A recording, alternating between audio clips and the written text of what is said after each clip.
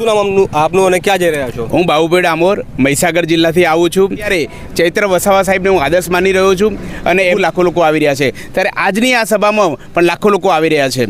તો અત્યારે એવું જોવા મળે છે કે એક તરફ ભૂરા કલરની બસો જઈ રહી છે આ તરફ અને આ તરફ જે છે તે ખાનગી વાહનો જઈ રહ્યા છે. તો તમને કોઈ ફાઇનાન્સ કર્યું છે કે તમે પોતાના ખર્ચે જઈ રહ્યા છો? ખરેખર આજે સરકારી બસો જાય છે એટલે કોણ ભાડું આપશે? તો બધા જોવે છે કે સરકારના પૈસે સરકારી બસો ખાલી જાય છે. 5-5, 10-10 માણસો છે. એ પણ આપ વિડીયો કરજો.